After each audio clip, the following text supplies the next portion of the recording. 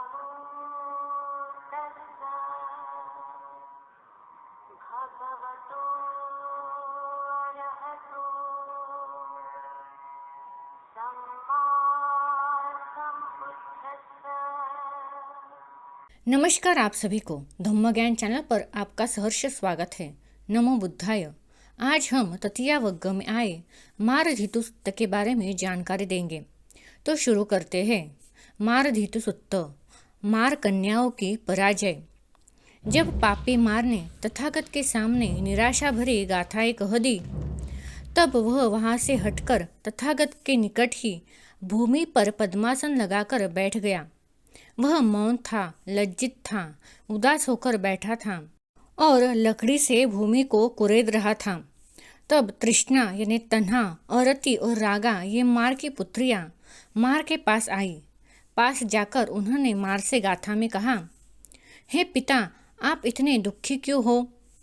आप किस मनुष्य के लिए शोक कर रहे हैं? हम उस मनुष्य को राग के फंदे से जंगल के हाथी की तरह बांधकर ले आएंगे, तब वह आपके वश में हो जाएगा। मार ने उत्तर दिया, वह इस संसार में अरहंत और सुगत है। उसे राग के द्वारा वश में नहीं किया जा सकता। वह मार के क्षेत्र को पार कर चुका है। इसी कारण मैं अत्यंत शोक करता हूँ। तब तृष्णा, अरति और रागा मार की पुत्रियां तथागत के पास गई और जाकर बोली, हे समन, हम आपके चरणों में सेवा करें। किंतु तथागत ने उन पर ध्यान नहीं दिया, क्योंकि वे उपाधि के पूर्ण क्षय से मुक्त थे। फिर वे एक ओर हटकर सोचने लगी, मनुष्य की इच्छाएं भिन्न भिन्न होती हैं। क्यों न हम 100 प्रकार के ऐसी स्त्रियों का रूप धारण करें कि जो अब तक प्रसव न कर चुकी हो। उन्होंने वैसे ही किया और फिर तथागत के पास जाकर वही कहा, परंतु तथागत ने फिर भी ध्यान नहीं दिया। फिर उन्होंने विचार किया, क्यों न हम एक एक बार प्रसव कर चुकी स्त्रियों के रूप धारण करें। उन्होंने वैसे ही किया। फिर तथागत के पास जाकर कहा, हे समन, हम आपके चरणों की सेवा करें। किंतु तथागत ने फिर भी उन पर ध्यान नहीं दिया।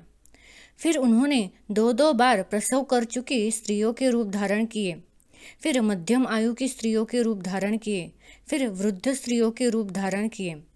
किंतु हर बार तथागत ने उनकी ओर ध्यान नहीं दिया, क्योंकि वे उपाधि के पूर्ण क्षय से मुक्त थे। तब वे तीनों एक और हटकर कहने लगी, निश्चय ही हमारे पिता ने सत्य ही कहा था।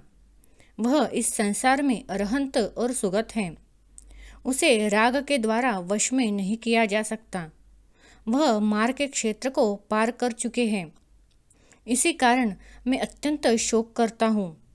यदि हम किसी ऐसे समन या बमन को, जो अभी राग से मुक्त न हो, इस उपाय से आकर्षित करने का प्रयास करती, तो उसका हृदय फट जाता, या उसके मुख से गर्म रक्त निकल पड़ता, या वह पागल हो जाता, अथवा उसकी बुद्धि विचलित हो जाती।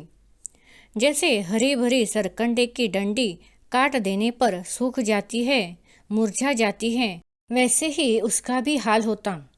इसके बाद वे तीनों तथागत के पास आई और एक और खड़ी हो गई। तब तृष्णा, मार की पुत्री, ने तथागत से गाथा में कहा, क्या आप शोक से ग्रस्त होकर वन में ध्यान कर रहे हैं? क्या आपने धन खो दिया है या किसी धन की इच्छा करते हैं? क्या आपने गांव में कोई अपराध किया है? आप लोगों के साथ मित्रता क्यों नहीं करते? आपका कोई मित्र क्यों नहीं है? तथागत ने उत्तर दिया, मैंने लक्ष्य को प्राप्त कर लिया है और हृदय की शांति पा ली है। प्रिय और सुखद प्रतीत होने वाली सेना को जीत लिया है। मैं अकेला ही ध्यान करता हुआ सुख का अनुभव करता हूँ। इसी कारण मैं लोगों से मित्रता नहीं करता और मेरा कोई मित्र भी नहीं है।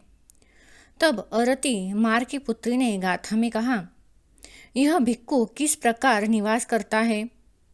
जो 5 बाढ़ों को पार कर गया और 6ठी को भी पार कर गया। वह किस प्रकार ध्यान करता है कि काम वासनाओं की कल्पनाएं उसके बाहर ही रह जाती हैं और उसे प्राप्त नहीं होती। तथागत ने उत्तर दिया, जिसका शरीर शांत है, जिसका चित्त पूर्णतः मुक्त है और असंस्कृत यानी निर्वाण को प्राप्त है, जो स्मृतिमान और निरासक्त है, जो धर्म को जानकर बिना विचार विकल्प के ध्यान करता है, वह न क्रोध होता है, न स्मृतिहीन होता है, न आलस्य से ग्रस्त होता है। ऐसा निवास वाला भिक्खु 5 बाड़ों को पार कर जाता है और छठी को भी पार कर जाता है। ऐसा ध्यान करने वाले के लिए काम वासनाओं की कल्पनाएं उसके बाहर ही रह जाती है और उसे प्राप्त नहीं होती।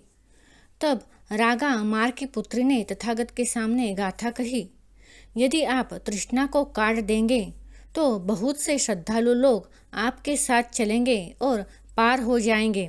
आप वास्तव में इस जनसमूह को मृत्युराज के पार ले जाएंगे। तथागत ने उत्तर दिया, महावीर तथागत लोगों को सच्चे धर्म के द्वारा मार्ग दिखाते हैं। जो धर्म के द्वारा मार्गदर्शित होते हैं उनके प्रति ज्ञानी व्यक्ति क्यों ईर्ष्या करेगा।